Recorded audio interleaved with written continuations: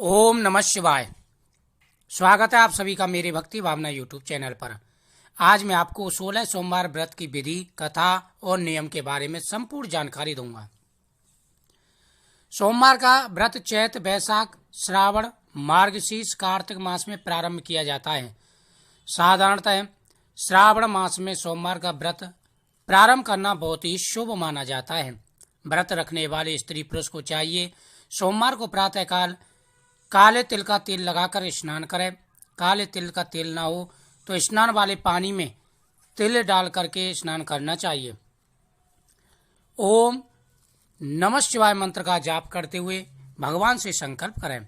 सोमवार का व्रत साधारणतः दिन के तीसरे पैर तक होता है। व्रत में फलाहार या पारायण का कोई खास नियम नहीं है, किंतु यह आवश्यक है कि केवल एक ही समय भोजन करना चाहिए। सोमवार के व्रत में भगवान शंकर तथा माता पार्वती जी का पूजन किया जाता है।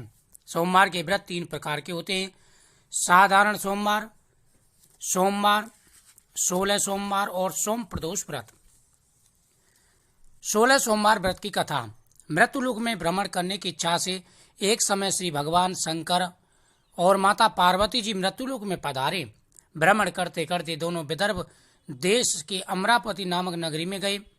वह नगरी बड़ी है रमणी थी। अमरावती नगरी स्वर्ग के समान सुखों से परिपूर्ण थी। उसमें वहां के महाराजा द्वारा बनाया हुआ अति रमणीय शिवजी का मंदिर था। भगवान शंकर भगवती पार्वती के साथ उस नगर में निवास करने लगे। उस मंदिर में भगवान शिव जी पधारे। एक समय माता पार्वती तथा भगवान भोले को प्रसन्न देख करके मनोविनोद की इच्छा से बोले कि हे महाराज, आज तो हम चौसर खेलेंगे। शिव जी ने प्राण प्रिया की बात को मान लिया। चौसर खेलने लगे। उसी समय मंदिर का पुजारी मंदिर में आया। माता पार्वती ने पुजारी से प्रश्न किया, हे पुजारी जी, बताइए इस बाजी में हम दोनों में से किसकी जीत होगी? वह ब्राह्मण बिना विचारे शीघ्रता से बोल उठा कि महादेव जी की जीत होगी। थोड़ी देर में बाजी समाप्त हो गई और पार्वती जी विजय हुई। पार्वती जी बहुत क्रोधित हुई और ब्राह्मण को झूठ बोलने के अपराध के कारण श्राप देने को वध हुई। भोलेनाथ ने माता पार्वती को बहुत समझाया, परंतु उन्होंने ब्राह्मण को कोढ़ी होने का श्राप दे दिया। तत्पश्चात भगवान भोले माता पार्वती जी कैलाश पर्वत को चले गए। कुछ समय बाद पार्वती जी के श्रापवश पुजारी के शरीर में कोढ़ पैदा हो गया। वह अनेक प्रकार से दुखी रहने लगा। पुजारी को श्राप कष्ट भोगते हुए जब बहुत दिन बीत गए तो एक दिन देवलोक की अप्सराएं शिवजी की पूजा हेतु उसी मंदिर में पधारी। पुजारी के कोढ़ के कष्ट को देखकर उन्होंने पुजारी से पूछा। पुजारी ने सारी बात बता दी तो अप्सराओं ने उनको 16 सोमवार व्रत की विधि बताई। पुजारी ने अप्सराओं की रानी से विनय भाव से 16 सोमवार व्रत की विधि पूछी। उसने बताया, सोमवार को भक्तिभाव के साथ व्रत करें, स्वच्छ वस्त्र पहने, संध्या उपासना के बाद आधा सेर गेहूं का आटा ले, उसके 3 अंगे बनाए, घी, गुड़, दीप, नैवेद्य, पुंगी फल, बेलपत्र, जनेऊ, चंदन, अक्षत, पुष्पादि के द्वारा प्रदोष काल में भगवान शंकर का विधि से पूजन करें। तत्पश्चात 3 अंगों के चूरमे बनाए, उसमें से एक भगवान को भोग लगावे, बाकी अंगों को प्रसाद के रूप में सभी में बांटे और आप भी जो है उस चूरमे का भोग पाए। कुछ दिन बाद पार्वती जी फिर उस मंदिर में पधारी। ब्राह्मण को निरोगी देख करके ब्राह्मण से निरोग मुक्त होने का कारण पूछा। ब्राह्मण ने 16 सोमवार की कथा सुनाई। पार्वती जी अति प्रसन्न होकर ब्राह्मण से व्रत की विधि पूछकर उन्होंने यह व्रत किया। उनकी मनोकामना पूरी हुई। रूठे हुए पुत्र कार्तिकेय जी वापस आ गए। कार्तिकेय जी को अपना यह विचार परिवर्तन का रस जानने की इच्छा हुई। वह माता से बोले, हे माता, आपने ऐसा कौन सा व्रत किया जिससे मेरा मन आपकी ओर आकर्षित हुआ? पार्वती जी ने वही 16 सोमवार व्रत की कथा सुनाई। कार्तिकेय जी ने कहा, इस व्रत को मैं भी करूंगा। मेरा मित्र प्रदेश गया हुआ है, वह शीघ्र लौट आएगा। कार्तिकेय जी ने भी इस व्रत को किया। उनका प्रिय मित्र मिल गया। मित्र ने इस अकस्मात मिलन का भेद कार्तिकेय जी से पूछा। उन्होंने 16 सोमवार की विधि बताई। उस ब्राह्मण मित्र को अपने विवाह की बड़ी इच्छा थी। उसने कार्तिकेय जी से व्रत की विधि पूछी, यथा विधि व्रत किया। व्रत के प्रभाव से वह कार्यवश किसी कार्य से विदेश गया। वहां के राजा की लड़की का स्वयंवर था। राजा ने प्रण किया, हथनी जिसके गले में माला डाल देगी मैं उसी से अपनी कन्या का विवाह कर दूंगा। हथनी ने सभी राजकुमारों को छोड़कर उसके गले में माला डाल दी। राजकुमार का विवाह उस राजा की लड़की से हो गया। एक दिन राजकन्या ने अपने पति से प्रश्न किया, हे प्राणनाथ, आपने ऐसा कौन सा भारी पुण्य किया जिसके प्रभाव से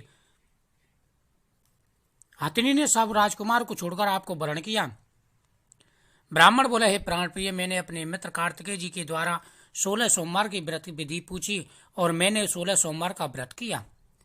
व्रत की महिमा सुनकर राजकन्या को आश्चर्य हुआ। वह भी पुत्र की कामना करके व्रत करने लगी। शिव जी की दया से उसके गर्भ से एक अति सुंदर, सुशील, धर्मात्मा, विद्वान पुत्र उत्पन्न हुआ। माता पिता दोनों देवपुत्र को पाकर अति प्रसन्न हुए। एक बार उस पुत्र ने कहा, हे माँ, तुमने कौन सा व्रत किया जिससे आपको मेरे जैसा पुत्र प्राप्त हुआ? उसने 16 सोमवार की व्रत विधि बताई। कहा कि मैंने 16 सोमवार का व्रत किया था। वह व्रत शुरू करने के बाद, यानी उस लड़के ने भी व्रत किया, और व्रत शुरू करने के बाद एक देश के वृद्ध राजा के दूतों ने आकर उसको राजकन्या के लिए वरण किया। राजा ने अपनी पुत्री का विवाह ऐसे सर्वगुण संपन्न ब्राह्मण युवक के साथ करके बड़ा सुख पाया। वृद्ध राजा के देववत हो जाने पर युवक सिंहासन पर बैठा। राजा अब भी 16 सोमवार का व्रत किया करता था। जब राजा ने शिवजी का पूजन समाप्त किया तब आकाशवाणी हुई, हे राजन, अपनी इस रानी को राजमहल से निकाल दे, नहीं तो तेरा सर्वनाश हो जाएगा। क्योंकि रानी ने भगवान शिवजी की पूजा अपने हाथ से नहीं कि अपने दासियों के हाथ से भगवान शिवजी की पूजा का सामान भिजवाया था। आकाशवाणी सुनकर राजा को आश्चर्य हुआ और मंत्रालय करके सभासदों को बुला करके अपनी बात कही। उनको दुख भी हुआ क्योंकि उसी राजकन्या के द्वारा उसे राज्य मिला था। खैर, राजा ने अपनी पत्नी को राजमहल से निकाल दिया। रानी दुखी हृदय से भाग्य को कोसती हुई नगर के बाहर चली गई। बिना पदपान फटे वस्त्र को पहने भूखी प्यासी धीरे धीरे वह एक ग्राम में पहुंची। वहां एक बुढ़िया सूत काट कर बेचकर अपना गुजारा करती थी। उसने कहा, चल तू मेरा सूत बिकवा दे। वो उसने जैसे ही सूत की पोटली अपने सिर पर रखी, आंधी आई, सूत का पोटली उतर गई। बुढ़िया ने उसको बाहर वहां से निकाल दिया। वह एक तेली के पास गई। शिवजी की कृपा से, प्रकोप से तेली के सारे बर्तन चटक गए। उसने भी उसको वहां से निकाल दिया। वह भूखी प्यासी एक जंगल में पहुंची। वहां जिस पेड़ की छाया के नीचे बैठती वह पेड़ सूख जाता। वह एक सरोवर में पानी पीने के लिए उतरी तो वह सरोवर में कीड़े पड़ गए। वहां गाय चरा रहे थे। उन्होंने उसको देखकर अपने गोसाई के पास ले गए और गोसाई के पास वह रहने लगे। गोसाई बोले, हे बेटी, मैं तुझे अपनी पुत्री के समान रखूंगा, लेकिन यह बता कि यह किस देवता का प्रकोप है जिसके कारण तेरी ऐसी दशा हुई है। उसने कहा कि हे ब्राह्मण देव, मैंने भगवान शिव जी की पूजा का अवज्ञा की थी। इस कारण भगवान शिव ने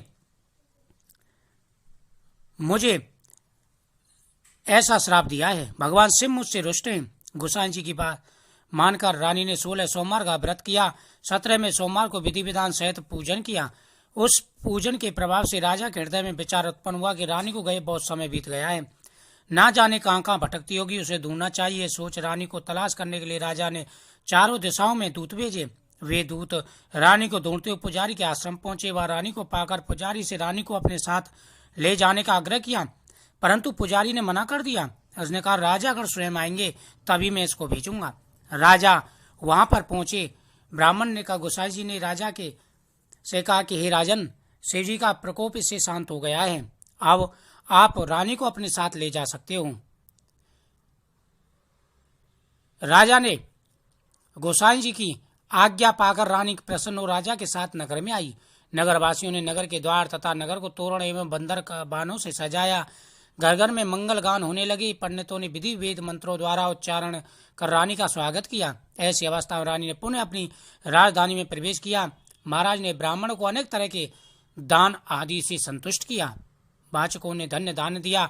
नगरी में स्थान स्थान पर सदा व्रत खुलवाए गए, जहाँ भूखे लोगों को भोजन मिलता था। इस प्रकार से राजा शिवजी की कृपा पात्र हो राजधानी में रानी के साथ अनेक प्रकार की सुख भोगने लगा और प्रति सोमवार का व्रत करने लगा। जो मनुष्य मनसा वाचा कर्मणा भक्ति सहित 16 सोमवार का व्रत एवं पूजन करता है, वह इस लोक का सुख भोग कर अंत में स्वर्गलोक को जाता है। इस प्रकार से जो कोई भी भगवान शिव जी की पूजा करता है, उनकी सभी मनोकामनाएं पूरी हो जाती हैं। इस प्रकार से इस कथा को सुने और कथा सुनने के बाद में भगवान शिव जी की आरती करनी चाहिए। भगवान शिव जी की आरती करने के बाद में प्रसाद ग्रहण किया जाता है और सभी भक्तों में प्रसाद बांटा जाता है। ओम नमः शिवाय मंत्र का जितना जाप हो सके उतना जाप करना चाहिए। बोले शिव शंकर भगवान की।